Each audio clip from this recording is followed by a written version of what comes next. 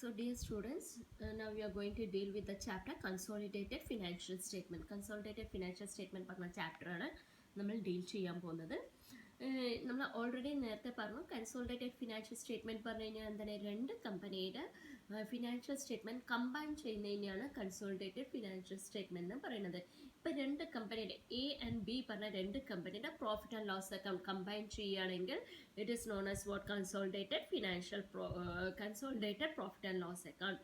ഇപ്പോൾ രണ്ട് കമ്പനിയുടെ എ ആൻഡ് ബി പറഞ്ഞ രണ്ട് കമ്പനിയുടെ ബാലൻസ് ഷീറ്റ് നമ്മൾ കമ്പൈൻ ചെയ്തിട്ട് പ്രിപ്പയർ ചെയ്യുകയാണെങ്കിൽ that is known as what consolidated balance sheet എന്ന് പറയും. ഓക്കെ, അപ്പോൾ ഈ കൺസോളിഡേറ്റഡ് ബാലൻസ് ഷീറ്റ് അല്ലെങ്കിൽ consolidated profit and loss account എപ്പോഴാണ് വരുന്നത്, ഏത് സിറ്റുവേഷനിലാണ് നമ്മൾ രണ്ട് കമ്പനിയുടെ ബാലൻസ് ഷീറ്റ് കമ്പൈൻ ചെയ്യുന്നത് അല്ലെങ്കിൽ രണ്ട് കമ്പനിയുടെ profit and loss account combine ചെയ്യുന്നത്?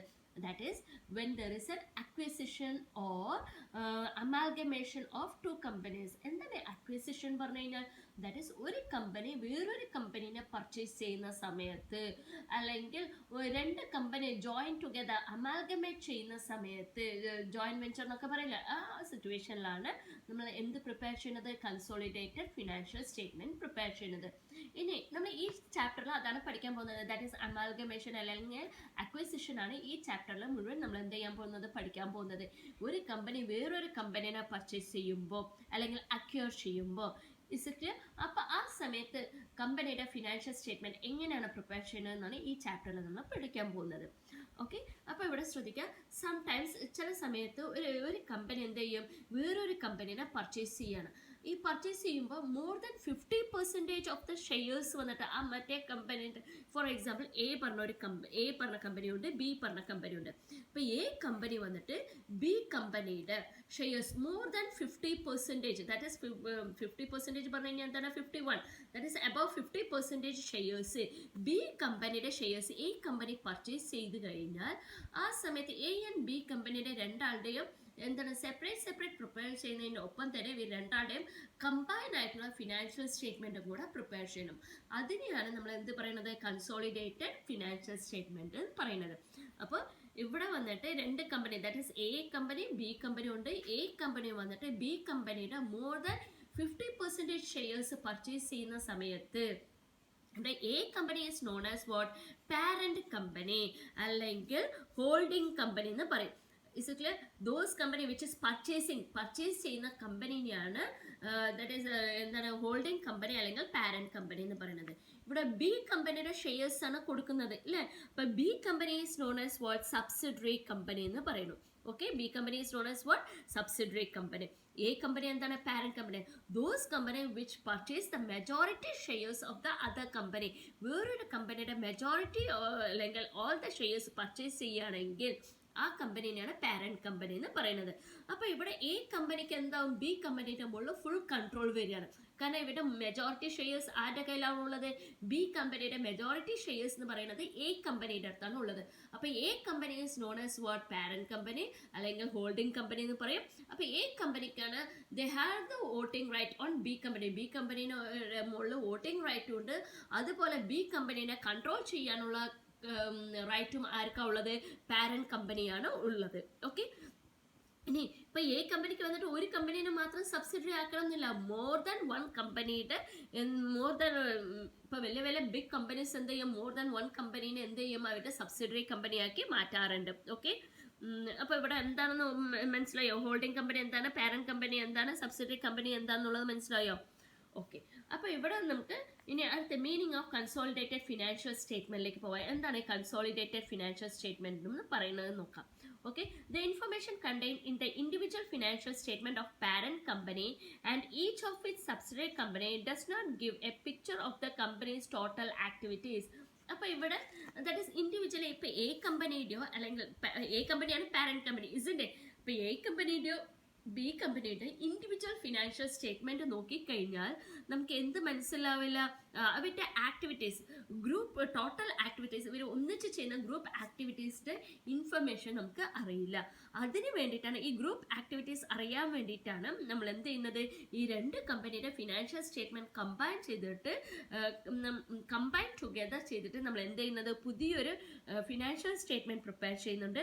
അതിനെയാണ് നമ്മൾ എന്ത് പറയുന്നത്, കൺസോളിഡേറ്റഡ് ഫിനാൻഷ്യൽ സ്റ്റേറ്റ്മെന്റ് എന്ന് പറയുന്നത്. ഓക്കെ, അപ്പൊ ഇനി എന്താണെന്നുള്ളത് നോക്കാം. When the financial statement of a parent company and a subsidiary company are combined together, we shall get a picture of group total activities. അപ്പോൾ ഈ രണ്ട് കമ്പനിയുടെ ഫിനാൻഷ്യൽ സ്റ്റേറ്റ്മെന്റ് എന്ത് ചെയ്യണം, കമ്പൈൻ ചെയ്യുകയാണെങ്കിൽ നമുക്ക് എന്ത് കിട്ടും, ഗ്രൂപ്പ് ടോട്ടൽ ആക്ടിവിറ്റീസ്. ഇവർ രണ്ടാളും ചെയ്യുന്നതിന്റെ ഗ്രൂപ്പ് ടോട്ടൽ ആക്ടിവിറ്റീസ് നമുക്ക് എന്ത് ചെയ്യാൻ പറ്റും, മനസ്സിലാവും. So such financial statements are called എന്താണ്, കൺസോളിഡേറ്റഡ് ഫിനാൻഷ്യൽ സ്റ്റേറ്റ്മെന്റ് എന്ന് പറയുന്നത്. ഓക്കെ, അപ്പോൾ ഈ രണ്ട് കമ്പനിയുടെ കമ്പൈൻ ആയിട്ട് പ്രിപ്പയർ ചെയ്യുന്ന ഫിനാൻഷ്യൽ സ്റ്റേറ്റ്മെന്റ് ആണ് കമ്പൈൻ ഫിനാൻഷ്യൽ സ്റ്റേറ്റ്മെന്റ് എന്ന് പറയുന്നത്. ഓക്കെ, ഇനി ഇവിടെ വേറൊരു കാര്യം പറഞ്ഞിട്ടുണ്ട്. The consolidated financial statement are required when one company acquires controlling position of equity of another, that is subsidiary company. ഈ കൺസോളിഡേറ്റഡ് ഫിനാൻഷ്യൽ സ്റ്റേറ്റ്മെന്റ് നമ്മൾ എപ്പോഴാണ് പ്രിപ്പയർ ചെയ്യേണ്ടത്, that is when the parent company എന്താണ് അക്വയർ ചെയ്യണം, എന്ത് controlling position, that is more than 51% shares എടുക്കുകയാണെങ്കിലാണ് അവർക്ക് എന്ത് വരുന്നത്, കൺട്രോളിംഗ് പൊസിഷൻ വരുന്നത്. Of equity of another, that is subsidiary കമ്പനിയുടെ മോർ ദാൻ 51% അക്വയർ ചെയ്യുമ്പോഴാണ് നമുക്ക് എന്ത് പ്രിപ്പയർ ചെയ്യണം, കൺസോളിഡേറ്റഡ് ഫിനാൻഷ്യൽ സ്റ്റേറ്റ്മെന്റ് എന്ത് ചെയ്യേണ്ടത്, പ്രിപ്പയർ ചെയ്യേണ്ടത്. if 50% ആണെങ്കിൽ പ്രിപ്പയർ ചെയ്യേണ്ട ആവശ്യമുണ്ടോ, ആവശ്യമില്ല. മോർ ദാൻ 50% വരുമ്പോൾ മാത്രമാണ് ഹോൾഡിംഗ് കമ്പനി സബ്സിഡിയറി കമ്പനി ഒക്കെ ആയിട്ട് മാറുന്നത്. അപ്പം മാത്രം എന്ത് ചെയ്താൽ മതി, പ്രിപ്പയർ ചെയ്താൽ മതി. ഇനി both the companies continue their separate legal identities. ഇതിന് ഇവിടെ കൺസോളിഡേറ്റ് പ്രിപ്പയർ ചെയ്യുകയാണെങ്കിൽ രണ്ട് കമ്പനിക്ക് അവരുടേതായ സെപ്പറേറ്റ് എന്തിൻ്റെ ഐഡന്റിറ്റി ആണ്. എ കമ്പനി പറയുന്ന സെപ്പറേറ്റ് ലീഗൽ ഐഡന്റിറ്റി ഉണ്ട്, ബി കമ്പനിക്ക് സെപ്പറേറ്റ് ആയിട്ട് ലീഗൽ ഐഡന്റിറ്റി ഉണ്ട്. ബട്ട് ഇവിടെ എ കമ്പനി വന്നിട്ട് എന്തായി മാറാണ്, പാരന്റ് കമ്പനി, ബി കമ്പനി എന്തായി മാറാണ്, സബ്സിഡിയറി കമ്പനി ആയിട്ട് മാറുന്നുണ്ട്. അപ്പൊ അലോങ് വിത്ത് ഇൻഡിവിജ്വലിന് പുറമെ അവർക്ക് എന്തും കൂടെ പ്രിപ്പയർ ചെയ്യണം, കൺസോളിഡേറ്റഡും പ്രിപ്പയർ ചെയ്യണം. Okay, in other words, a group has no separate legal existence except for accounting purpose. ഇവിടെ എന്താ പറയുന്നത് വെച്ചാൽ ഇവർക്ക് separate that is group existence ഇല്ല, ഓൺലി ഫോർ അക്കൗണ്ടിങ് പർപ്പസിന് മാത്രമാണ് എന്ത് വരുന്നത്, ഗ്രൂപ്പ് എക്സിസ്റ്റൻസ്.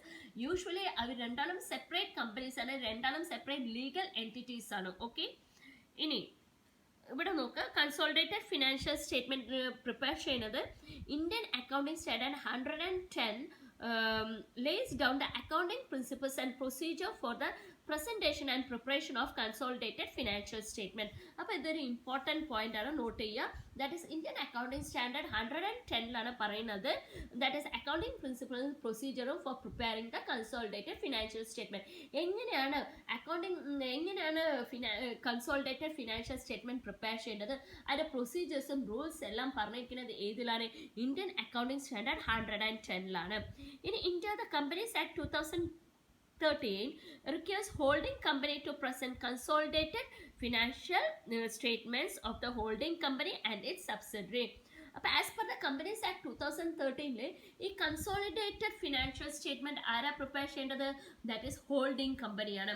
ഹോൾഡിംഗ് കമ്പനി പറഞ്ഞു കഴിഞ്ഞാൽ എന്താണ്, പാരന്റ് കമ്പനിയാണ്. അപ്പോൾ ഈ പാരന്റ് കമ്പനിയുടെ ഡ്യൂട്ടിയാണ് to prepare the consolidated financial statement of the subsidiary company. അപ്പോൾ സബ്സിഡിയറി കമ്പനീസിന്റെ എല്ലാവരുടെയും കൂടെ financial statement, that is consolidated financial statement prepare ചെയ്യുന്ന ഡ്യൂട്ടി ആർക്കാണുള്ളത്, ഹോൾഡിംഗ് കമ്പനിക്ക് അല്ലെങ്കിൽ പാരന്റ് കമ്പനിക്കാണ്. SEBI requires a holding company to publish consolidated financial statement. അപ്പോൾ SEBI പറയുന്നുണ്ട്, SEBI പറഞ്ഞു കഴിഞ്ഞാൽ എന്താണ്, security exchange board of India. അപ്പോൾ SEBI ഗൈഡ്ലൈൻസ് പ്രൊവൈഡ് ചെയ്യുന്നുണ്ട്. SEBI പറയുന്നുണ്ട് that is holding company they have to prepare the consolidated financial statement prepare ചെയ്ത് അത് പബ്ലിഷ് ചെയ്യണം. ആരാണ്, ഹോൾഡിംഗ് കമ്പനി അല്ലെങ്കിൽ പാരന്റ് കമ്പനിയുടെ ഡ്യൂട്ടിയാണ് അതെന്ന് പറയുന്നത്. ഓക്കെ, ഇനി കൺസോളിഡേറ്റഡ് ഫിനാൻഷ്യൽ സ്റ്റേറ്റ്മെന്റ് എന്താണെന്നുള്ളത് നോക്കാം. Thus, the consolidated financial statements refers to the combined or aggregated financial statement of a parent company and its subsidiaries. അപ്പോൾ consolidated financial statement പറഞ്ഞു കഴിഞ്ഞാൽ എന്താണ്? It refers to the combined or aggregate financial statement. Combined financial statement ആണ് ആരുടെയൊക്കെ? Parent കമ്പനിയും and subsidiaries. Parent കമ്പനിയുടെയും subsidiary കമ്പനിയുടെയും combined financial സ്റ്റേറ്റ്മെന്റിനെയാണ് നമ്മൾ എന്ത് പറയുന്നത്? കൺസോളിഡേറ്റഡ് ഫിനാൻഷ്യൽ സ്റ്റേറ്റ്മെന്റ് എന്ന് പറയുന്നത്. In short, these are the financial statement of group presented as those of a single enterprise. Consolidated financial statement are also known as group financial statement. അപ്പോൾ consolidated financial statement വേറൊരു പേരും കൂടെ ഉണ്ട്. എന്താണ്? Group financial statement എന്നും കൂടെ പറയുന്നുണ്ട്. അപ്പോൾ ഇവിടെ നിങ്ങൾക്ക് മനസ്സിലായോ what is mean by consolidated financial statement എന്ന് പറഞ്ഞു കഴിഞ്ഞാൽ ദാറ്റ് ഈസ് ഒന്നുമില്ല, രണ്ട് കമ്പനി, ദാറ്റ് ഈസ് ഒരു കമ്പനി വേറൊരു കമ്പനി അക്വയർ ചെയ്യുമ്പോൾ, പർച്ചേസ് ചെയ്യുമ്പോൾ, പർച്ചേസ് ചെയ്യുന്ന കമ്പനീനെ അല്ലെങ്കിൽ അക്വയറിനെ നമ്മൾ എന്ത് പറയും? പാരന്റ് കമ്പനി അല്ലെങ്കിൽ ഹോൾഡിംഗ് കമ്പനി എന്നും പറയും. അക്വയറിന് ദാറ്റ് ഈസ് ആരുടെ ഷെയർസ് ആണോ പർച്ചേസ് ചെയ്യുന്ന ആ കമ്പനീനെ സബ്സിഡറി കമ്പനി എന്നും കൂടെ പറയും. അപ്പോൾ ഇവിടെ ഹോൾഡിംഗ് കമ്പനിയുടെ സബ്സിഡറി കമ്പനിയുടെ കമ്പൈൻഡ് ആയിട്ടുള്ള ഗ്രൂപ്പ് ആക്ടിവിറ്റീസ്, കമ്പൈൻഡ് ആക്ടിവിറ്റീസ് അല്ലെങ്കിൽ ഗ്രൂപ്പ് ആക്ടിവിറ്റീസിനെ കാണിക്കാൻ വേണ്ടിയിട്ട് ഇവിടെ combined profit and loss account അല്ലെങ്കിൽ കമ്പൈൻഡ് ബാലൻസ് ഷീറ്റ് പ്രിപ്പയർ ചെയ്യാറുണ്ട്. അതിനെയാണ് കൺസോളിഡേറ്റഡ് ഫിനാൻഷ്യൽ സ്റ്റേറ്റ്മെന്റ് എന്ന് പറയുന്നത്. കൺസോളിഡേറ്റഡ് ഫിനാൻഷ്യൽ സ്റ്റേറ്റ്മെന്റ് വേറൊരു പേരും കൂടെ പറയുന്നുണ്ട്. എന്താണ്? ഗ്രൂപ്പ് ഫിനാൻഷ്യൽ സ്റ്റേറ്റ്മെന്റ് എന്നും കൂടെ പറയുന്നുണ്ട്. ഓക്കെ, ഇനി ഇത് ഈ കൺസോളിഡേറ്റഡ് ഫിനാൻഷ്യൽ സ്റ്റേറ്റ്മെന്റ് പ്രിപ്പയർ ചെയ്യുന്ന റൂൾസ് ആൻഡ് റെഗുലേഷൻസ് പറഞ്ഞിരിക്കുന്നത് ഇന്ത്യൻ അക്കൗണ്ടിംഗ് സ്റ്റാൻഡേർഡ് 110 അതിന്റെ പ്രൊസീജിയേഴ്സും റൂൾസ് എല്ലാം പറഞ്ഞിരിക്കുന്നത്.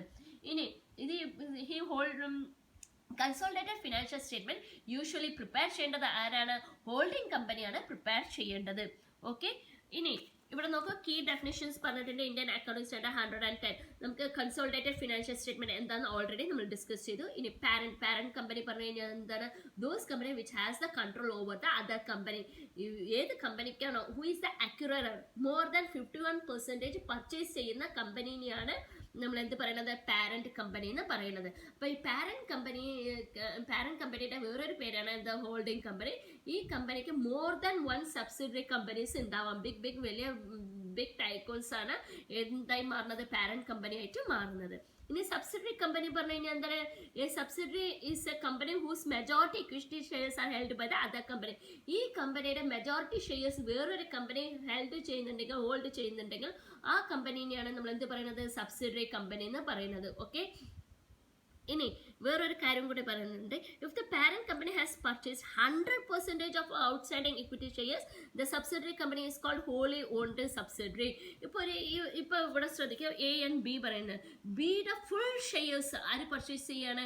എ കമ്പനി പർച്ചേസ് ചെയ്യണം. 100%ഉം ആര് പർച്ചേസ് ചെയ്യാണ്? എ പർച്ചേസ് ചെയ്യുന്നുണ്ടെങ്കിൽ B is known as what? Wholly owned subsidiary. കാരണം ബിയുടെ ഫുൾ കൺട്രോൾ ആരുടെ അടുത്താണ്? എയുടെ അടുത്താണ്. മോർ ദാൻ 51 അല്ല, ഫുൾ 100% പർച്ചേസ് ചെയ്യുന്നുണ്ടെങ്കിൽ B is known as what? Wholly subsidiary company എന്ന് പറയും. ഓക്കെ, ഇനി next one, control of an investee. Control of an investee പറഞ്ഞു കഴിഞ്ഞാൽ എന്താണ്? An investor controls an investee when it is exposed or has rights to variable returns from its involvement with the investee and has the ability to affect those returns through its power over the investee. That is ഇവിടെ എന്താ പറഞ്ഞിരിക്കുന്നത്? ഇൻവെസ്റ്റേഴ്സിനാണ് control over the ഇൻവെസ്റ്റി. ഇപ്പം ഇവിടെ എന്താണ്? A വന്നിട്ട് ഇൻവെസ്റ്ററും B വന്ന് ഇൻവെസ്റ്റിയാണ്. അപ്പോൾ ഇവിടെ കൺട്രോൾ ആർക്കാണ് ഉള്ളത്? ബി ഇൻവെസ്റ്റിയും എ ഇൻവെസ്റ്ററാണ്. അപ്പോൾ എക്കാണ് കൺട്രോൾ ഓവർ ഇൻവെസ്റ്റിയുടെ മുകളിലുള്ള ഫുൾ കൺട്രോൾ ആർക്കാണുള്ളത്? എക്കാണ്, ഇൻവെസ്റ്റേഴ്സിനാണ് ഉള്ളത്.